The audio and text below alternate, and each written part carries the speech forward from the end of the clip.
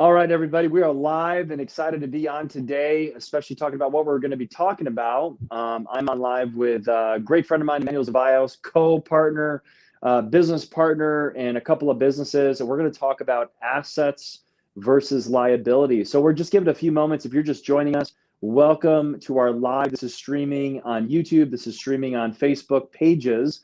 And really excited about one of my favorite topics when it comes to money. And I think you guys are going to have a heck of a time watching this. So again, if you're just joining and scrolling, hopefully you stopped because we want to add a lot of value today to all of you. Now, Emmanuel is a top emotion code, body code practitioner in the entire world. He's been doing it for over 6 years. So we're going to set this up for you. I'm going to talk about the conscious side, the action side of how to purchase assets, why buying assets is way better than liabilities. We're going to kind of categorize that. But I can give the greatest talk, the greatest lesson in the world, but a lot of you still have to work on the mindset. So that's where Emmanuel is going to come in and talk about like how to get some healing around money, how to get some healing around some of the risks involved to be successful in life. Because at the end of the day, Emmanuel, am I not right? If you really want to make it financially, there's some risks. I mean, you can't just live a safe life and be greatly successful. And what I really want to talk about today more than anything is buying freedom. So asset equals really freedom. And that's what we're all after. And it's even biblical. I mean, both of us are men of faith. And if you really study the Proverbs and you really study the Bible, it talks about, the doubling the talents, the quadrupling of the talents. And we all have talent, but we also have the opportunity to make money, but also allow our money to make money while we sleep so that we can be there for our kids more, be there for our family, just enjoy life and not have to always be in hustle mode. And both of me and you, we've made a lot of mistakes and we've also lost a lot of money, but we've also earned a lot of money. So I think both of us have authority to talk about this subject. So let's just bring you on and just talk a little bit about however you want to start this, because I'm fascinated where you can come into this conversation and talk about the energy behind money and the energy behind investing. Well, yeah, thanks, Todd. I appreciate taking this time with you and being able to talk about this important subject, because in a world where money is going to keep fluctuating to the people that have the knowledge, we need to kind of like break that pattern, because it's really important to know that I don't know where you are right now, and whoever's watching this right now, that maybe you've have some inherited stuff where your family hasn't done so well. And in your mind, because you've seen them suffer with finances, that it's only meant for you to suffer. Maybe you have some religious beliefs where it says that if you're very spiritual, you have to be poor, or just different things like that. These are all they can have very negative consequences, but that can be a big issue in the future. And so I want to talk, first of all, of just, do we feel safe with financial abundance? And so you might want to write that down. If you're taking notes here, one of the things that's super important for your subconscious brain is safety. That's the whole role of the subconscious mind. Is, do you feel safe? And the question is there's many areas of places in your life, spectrums of your life, if you will, and where you could not feel safe. One of them could be relationship. One of them could be, I don't feel safe to heal because I've had so many issues with physical problems my whole life. Another one could be, do I feel safe with financial abundance? When I muscle test people on the daily basis, there's dozens and dozens of people that their body says, I do not feel safe with financial abundance. So the question is, why is that? Is because during the pursuit of financial abundance, there's going to be trauma that you've created, and there's going to be emotional energies that you produce that are still in your body. And so your body says, no way, no, I don't want to be financially abundant. Do you know how much havoc you've created emotionally in your body because of it? And so I just wanted to share that the subconscious mind is a major factor that we have to address while becoming abundant. But on your side, you're very, I would say, litigious about like what should you invest in? What is an asset? First of all, let's talk about what is really an asset. What is a liability? Maybe you can kind of explain to everyone about that. Yeah, absolutely. And I love what you said too, because it starts in our mindset as far as what we're going to put our money in. And that's also a heart issue.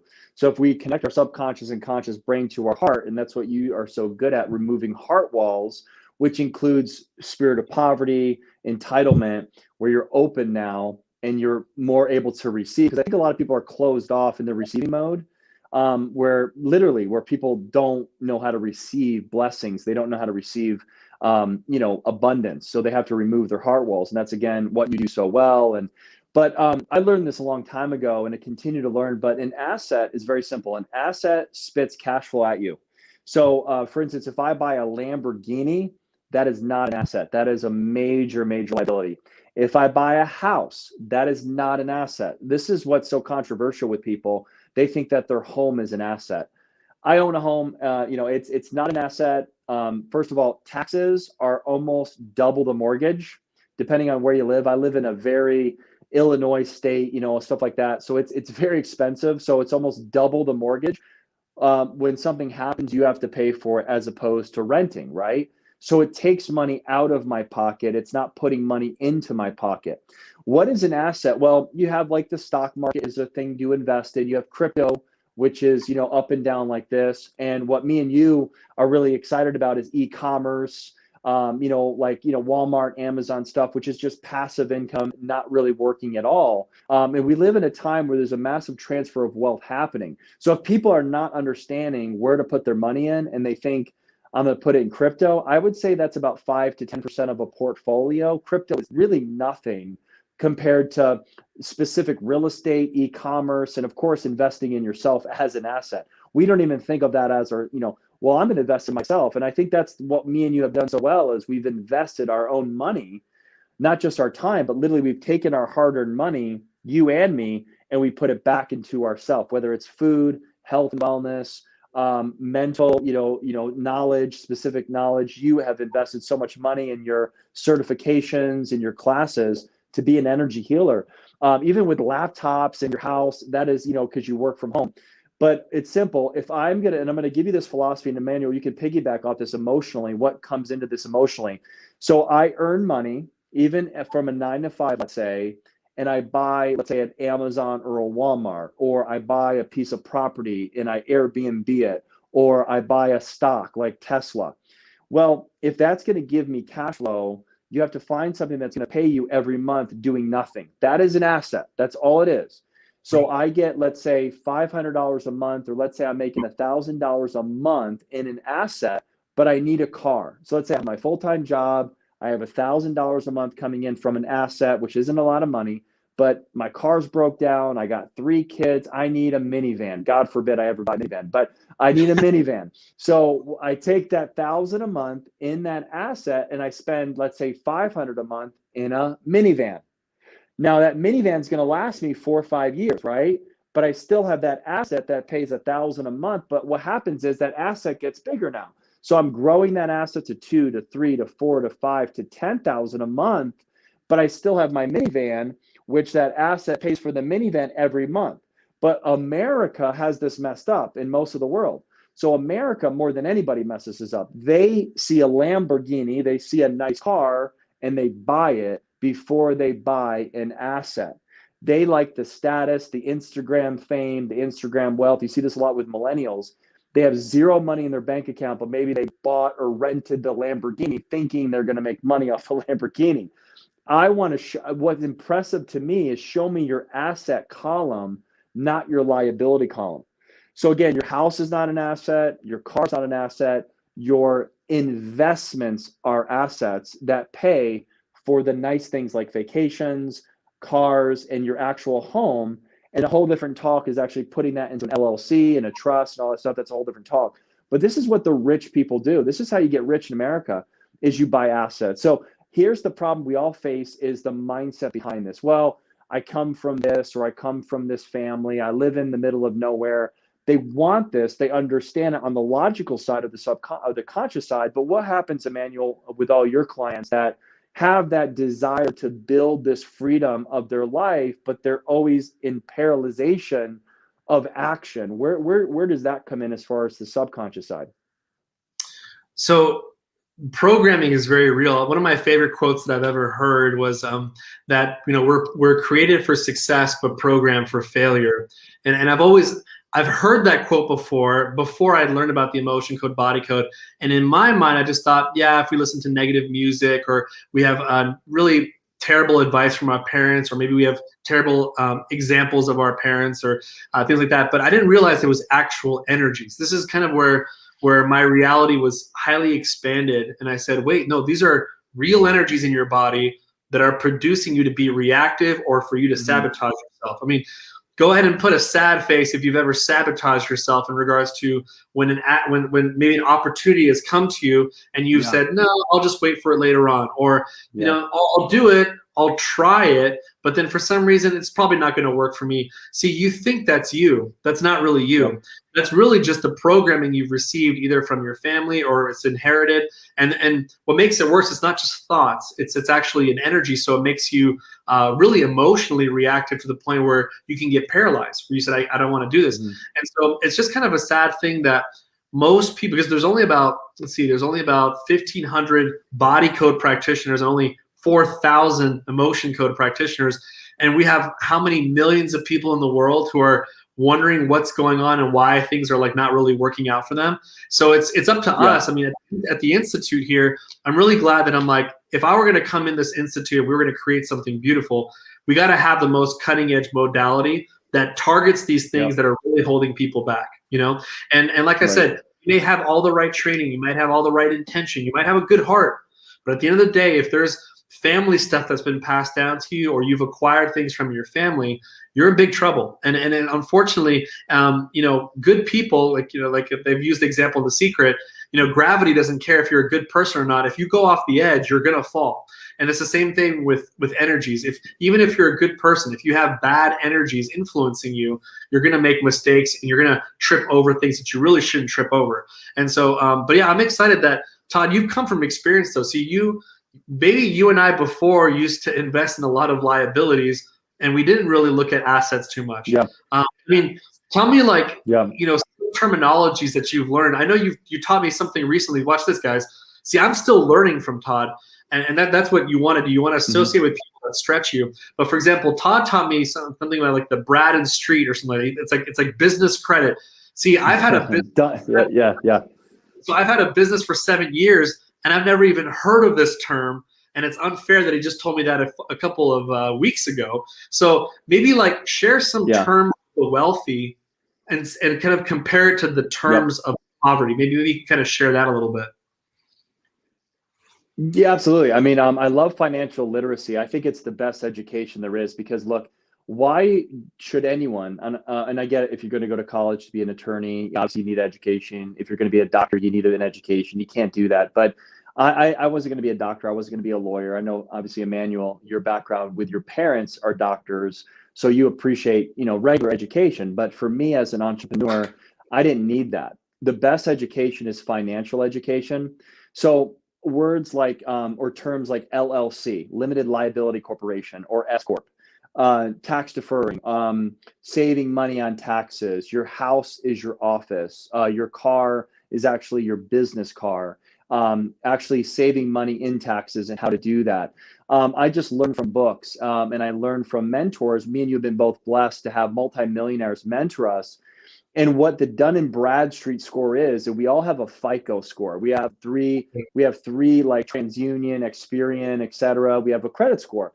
Well, Donald Trump, whether you like him or not, let me just bring up Donald Trump. A lot of people criticize Donald Trump because he couldn't show his tax returns. Well, he doesn't have any money in his own name.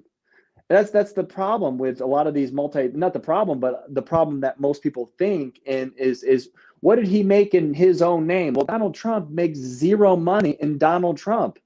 He has money in LLCs and S corps and businesses like the Trump organization. He's a billionaire for a reason. He doesn't go buy a car under his social security number. Okay, hello.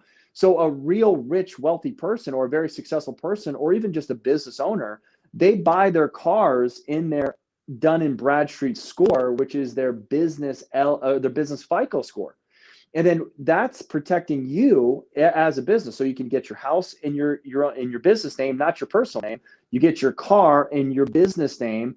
And how to have a Dun & Bradstreet is you have to have an LLC. So you see a CPA, you go to LegalZoom, you can even go to irs.gov. You can set an LLC up yourself, a limited liability corporation, and make yourself a manager. We have an LLC with Inside Out Institute, Emmanuel. You are part of it. I'm a part of it. You're an owner and a profit share. I'm an owner and a profit share. And we have a whole staff, a C staff. Now we have to do certain guidelines with our attorney, but this is how the wealthy get wealthier. And we have government like the government now is giving money away in the EIL loan, which look it up. If you have an LLC since 2018 and you have a FICO of 570 in your personal credit, they're giving 100 to 500,000 away for business owners to buy assets. I mean, it's mind blowing how awesome it is to live and buy assets. Even the government is giving, now they're not giving the money away, it's a loan, but it is going to even be paid off for almost 2 years at a 3.5%. So there's never been a better time to look at assets and investments, as opposed to I gotta work, I just gotta grind it, I gotta look for another job, I gotta play the resume game. You're always going to lose. And again, this isn't an emotional thing. You just have to know the facts. Everyone playing the resume game will always lose. It's called the rat race. If you're not building assets, you're going to die broke. And the best book to ever read on this is Rich Dad Poor Dad. It's 30 million sold. He talks about, and it's a real story. It's all true. Okay, that's all verified, by the way. Robert Kiyosaki didn't make all this up. It's a true story. He had a poor dad, which is an educated man in Hawaii, and he had a rich dad who had an 8th grade education, who owned a lot of the land in Honolulu way back in the day. And that's where Robert Kiyosaki learned how to get rich. And it's not through education. It's not through master's degrees and all these, degrees. It's actually real life financial literacy. So what we do in our institute and what we do for people is not only heal them emotionally with these traumas and these poverties, but we guide them and coach them to kick their own ass and get off their butt and get the courage and that financial literacy to take their life back, so they're not worried. And let's talk about this, Emmanuel. When you don't have money, a lot of people say money is not everything. Well, the love of money is the root of all evil, but money is not evil. In fact, money just gives us choices. So money is awesome. I love money. It's not my number one priority, but I love what money does choice-wise. But me and you both have been broke with children. It sucks, okay? It's not fun. It's horrible. We're stressed. We gain weight. We're like, walking around like we're so like red in the face because we're men and we're providers for our family. So tell me a little bit about the emotional side. When people are broke, what does that do to them emotionally, especially men? Because we're DNA is to be providers. So tell me a little bit about that and how we can really, whatever you want to add to that or piggyback of what I said. Well, there's an exercise that one of my mentors taught me on, something that we've probably heard before in one of these TED Talks about kind of how the why is everything, why you do something. And at the end of the day, it's not really, the hows will take care of itself as long as you know your why. But what's interesting is that sometimes people go further as a mentor to find out what are the levels of your why. And usually the levels of the why can sometimes go 8 to 9 to 10 levels deep. And here are the two things that pop up on like mainly for people in regards to the 8 to 9, 10 levels deep of why you're doing something. Because someone might say, why am I doing this? I'm making this for extra money. Why do you want extra money? So I can go on vacation. Well, why do you want to go on vacation? Because I want to feel prosperous. Why do you want to feel prosperous? Because I want to be a good dad. Why do you want to be a good dad? See, so you keep going down, and at the bottom of it, you'll find out that it was freedom, and the second thing is legacy. Those are the two things that people will go through a wall to be able to really manifest what they want to manifest. And so the question is, if you're always playing the resume game, or if you're playing the 40-40-40 game, which is, work for 40 years for 40 hours a week to only live off 40% of what you couldn't live off anyway, then the problem is that you'll never have that word freedom. You see, because freedom is to be able to do what you want, when you want, at whatever time you want. And that just doesn't allow that. And really, if you ask a business owner, what they're teaching their kids is to become a business owner themselves. But see, I came from a place where my mother was she was an employee of Kaiser Permanente, but she was an oncologist though. So that's like one of the better employees, I would say, where you could gain some freedom, but her time freedom wasn't there. So I agree with you, Todd, that her time freedom wasn't there. But then my dad was the self-employed person. Technically, my parents were making very, very good income, but they never were in big business like Todd was. Todd was in big business. Todd, I know you've been in direct sales before. You can go in a month where you don't work anything, and you had such a huge team working that you could still be in the top 10% of America and not have to work, right? So that's big business. You see, my parents never entered that quadrant. There's those 4 quadrants that Robert Kiyosaki talks about. And so I think the main thing that people need to realize is that when you're poor, you lack the freedom. And when you're poor, it's hard to leave a legacy. It's, you know, and I always used to tell my kids that, you know, it's not about money. Money buys experiences. And I would rather open up a book and not say, oh, look at the pyramids. I would rather send them to the pyramids, and then they can actually see what it actually looks like. See, there's no price you can pay when you experience the world in a very tangible 3D, 4D format. It's just very different. So that's why, like, but if you're poor, you can't do that because you're always thinking of the next thing, what to eat or your clothes, you know? And so I just think it's really important that everyone have a kind of a bigger sight for you, that we weren't made to be here to be poor. And if you look at nature in itself, it abhors the vacuum. You know, if you look at nature in itself, everything is growing freely. And if you cut it down, it starts growing again. There's a ton of abundance everywhere. We're the only species on the planet that actually restricts themselves from being totally free. You see? And that's because of the program that we've been receiving.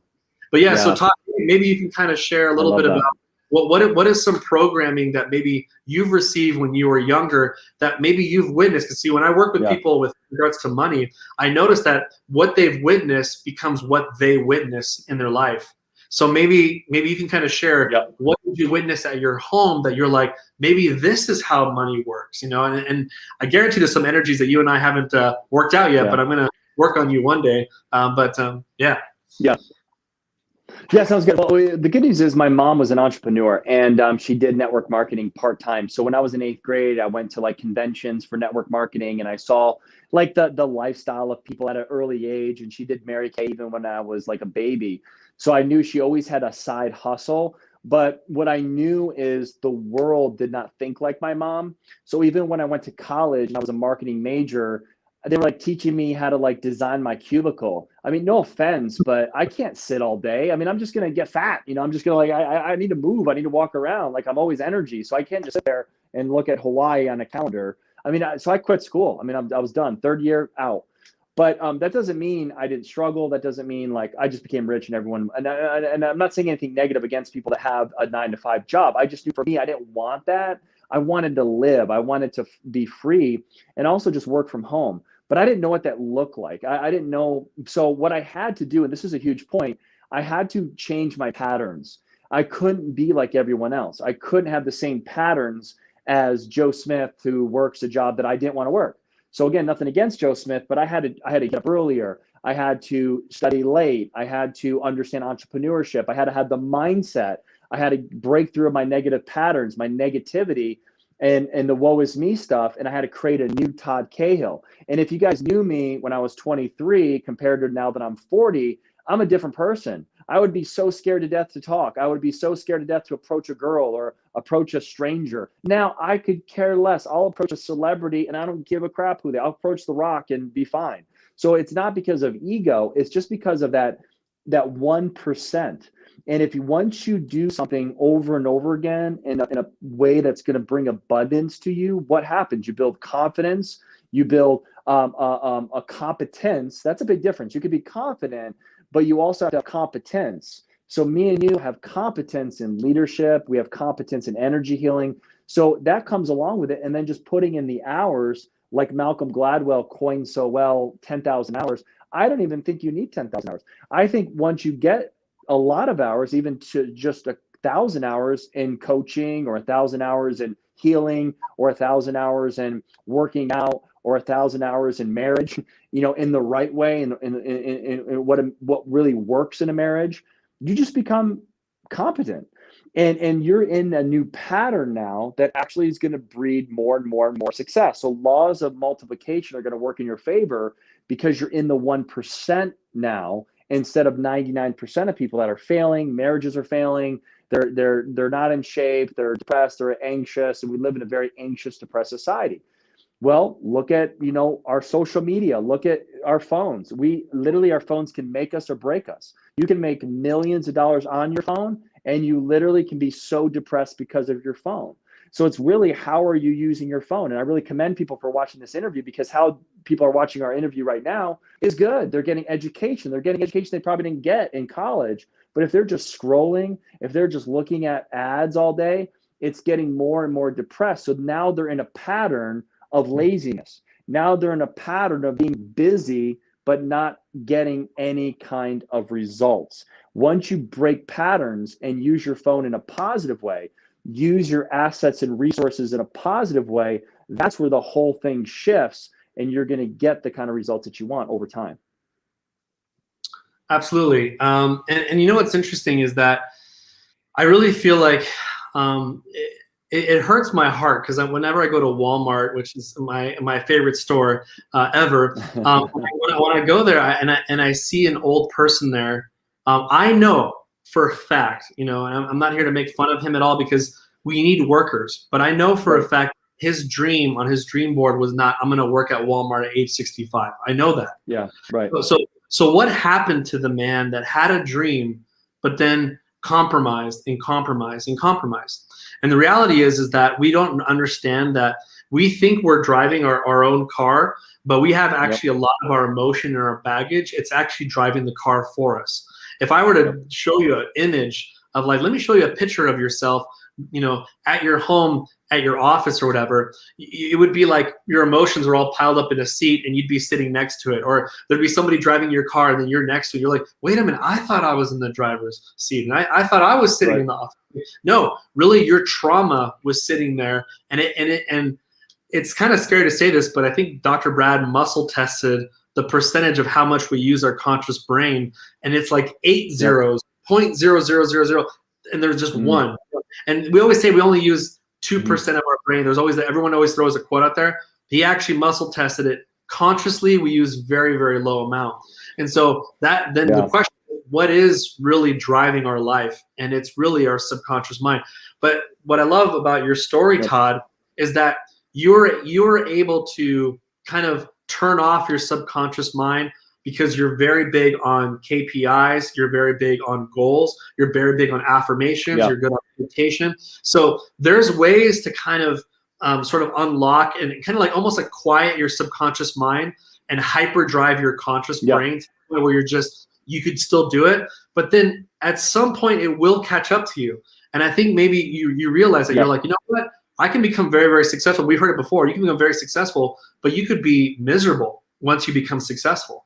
You can become very successful, but then your relationships stink and they're horrible, And so you're going to from somewhere at some point. But I know you've received a lot of healing yourself, and now I feel like, besides you being financially successful, I think you've just been happier recently in regards to the energy healing you've been participating. Maybe you can kind of share with people, what if you are successful and you're watching this right now, you're like, I already make a ton of money, I already do e-commerce, I already have multiple assets. I'm just looking for happiness. Maybe you can kind of share with people the other side of what that money really isn't happiness if you really don't work on your emotions. Maybe you can kind of share about that. Yeah. Well, I think happiness is way overrated. So happiness is a feeling. So let me give you an example of what I mean by this, and maybe this will shock some of you. So I love working out. Okay, I love it. I love working out, but I wasn't always like that. So, but even in the midst of me loving working out, like today, I was on the Stairmaster for 25 minutes. I didn't want to do the Stairmaster for 25 minutes. I already did an hour of arm day, but I'm like, I got to do my cardio because I do it 3 times a week. I didn't want to do it.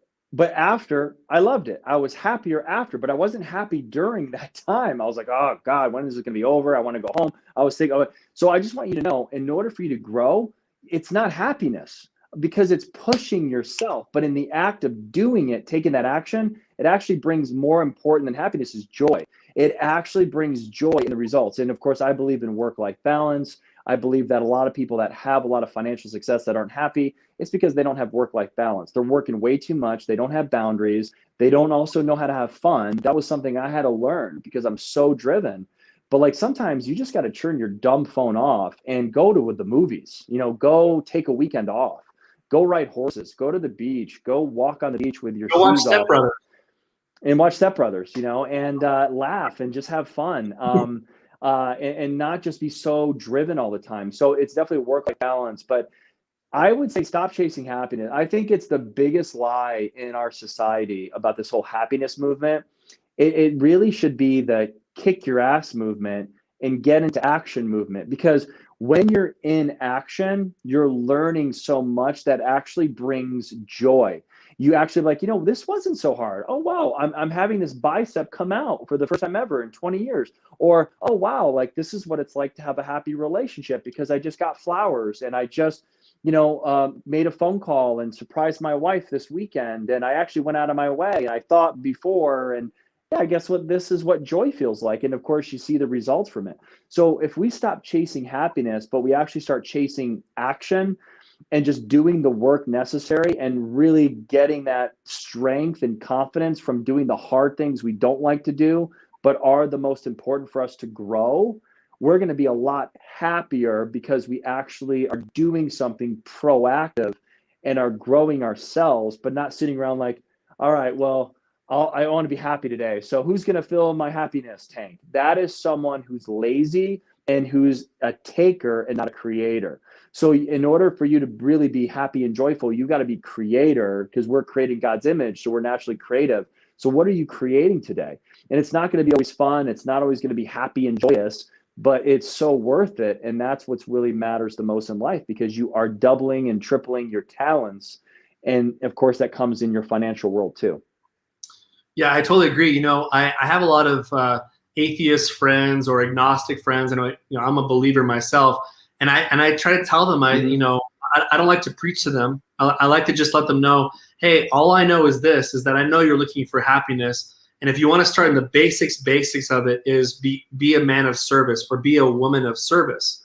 But the thing is the more you, there's one of my favorite quotes, and I think I've shared this with you before, is that it said that Jesus Christ didn't have an identity crisis. He knew who he was before, he knew what he was doing, he knew where he was going, and when you're that liberated, then you can serve. It's one of my favorite quotes. But the reality is, most people don't know who they are, what they're doing here. They don't know where they're going, and they don't know where they've really come from, and because of that, they're actually chained. They're not liberated. So once you know your kind of like your true identity, then you can really go out there and serve, and then service creates happiness. So very similar to what you said, it's like chase the action, chase the service. It's the same thing, And then as you chase the service to others, you gain more happiness. And that's actually one of the, I believe, the steps to alcoholism. When you get out of alcoholism, it says you have to resort to a higher power, number one. And number two is you have to serve, like go across the street and like help someone. And that actually gets you out of your selfish patterns of drinking alcohol and drowning your sorrows away. So I really feel like, I know we kind of went a little bit off course here, but I think the main thing is that we have to invest in ourselves. One of the most beautiful things that I've heard from Jim Rohn, from his mentor says, hey, Jim, you know what? I really feel like you need to go make $1 million. Let me convince you on why you should make $1 million. And Jim's like, I don't need that. I'm like, you don't need to convince me about anything. And then his mentor said, no, it's because of who you will become once you make the million. And then he thought about it, and he says, because at the end of the day, you can get the $1 million and you can give it all away. But because you become a better person, you can achieve that back again. It's who you'll become what matters. And I really believe that. I think if you're providing a lot of service, that's how the funds come in. And then you can add more value with those funds. That's just really how it is. Maybe you want to share some closing remarks on this, and then we can kind of end our little live here. Well, I'll be kind of candid. I mean, what makes me happy, and this I think is such a great point. What makes me happy is watching Ozarks, on Netflix. What makes me happy is going to the movies. What makes me happy is doing nothing and playing with my dog. But am I going to make money off that? No. So understand, like most things in life, when it comes to money and making money, are not going to make you happy, because some parts of it will, but some parts are annoying. Like sometimes you have bad clients. You just want to be like, oh, get out of here. I wish they would just quit. When you're in business, it's tough. I mean, me and you, we've been through war together the past 10 months. We've been through literally war together, me and you. Not against each other, but just together. We've been fighting so many battles in business because it's people, emotions, blah, blah, all this stuff. We've had some highs, we've had some lows. So what makes us happy is not so much business. It's just like life, hanging out with our families and stuff like that. But that's why I think a lot of people quit. And that's why I think a lot of people are broke. That right there is why most people are broke, because they think starting a business is going to make them happy. They think joining a network marketing company is going to make them so happy. It's not many times. It's going to be tough. It's going to be difficult. But what I'm saying is on the other side of that is joy and happiness when you're on stage and everyone's like, oh my God, you're so inspiring. I remember the first time I was asked for an autograph in 2008. First time I spoke in front of 10,000 people, I became like a celebrity in that world. I couldn't even go to the bathroom without people going to me and asking for an autograph. And all they wanted to know is how I did it. And I'm thinking, I had to go through hell. It wasn't heaven, it was hell. It was hard. But now everyone's like, wow. And then it became heaven because now I'm an influential person because I went through the hell to get to the heaven. So I think that's really also what comes to assets and liabilities is it's not always going to be fun and investing, and it's going to be scary sometimes. It's not going to be like, oh my God, I could lose money today. But it's doing it over and over again and then becoming successful and then also contributing, like you said, adding value to other people and bringing people with you. That's where fulfillment, joy comes into this thing. So have courage, get off your butt, and go do something with your life is what basically we're trying to tell you, and get through that emotional side. And we can help you with it. We have so many certified people that can guide you through all this. We got a group right now, Emmanuel. We'll kind of close with this.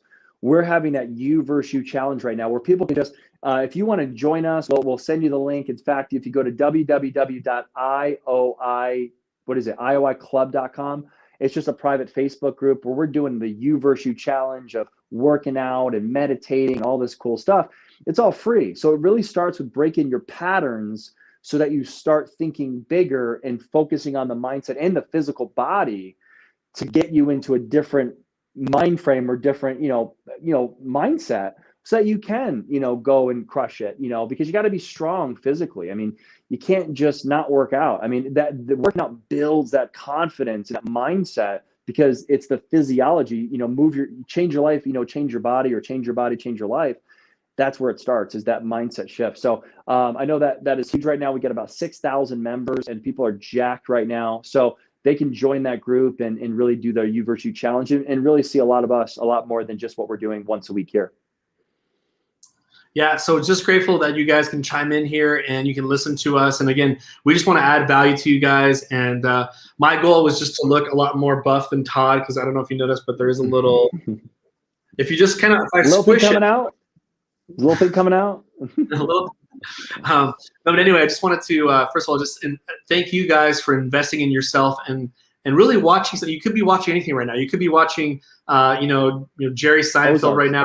You could be watching. You could be watching that doesn't really add too much value to you. But really, in my opinion, I wish I would have seen this 15 years ago. Someone would have said, "Let me tell you what asset and liability is, and let me tell you how emotional energies are holding you back." My life would have been I would have been way more ahead in life if I would have known that. So I know someone's going to appreciate this. Share this, tag this with your friends and family. Bless other people. The way that you get blessed is you bless other people. So tag other people on here. Let them know, hey, I thought about you. You might appreciate this. And you never know. You might change someone's life. You might change their kid's life.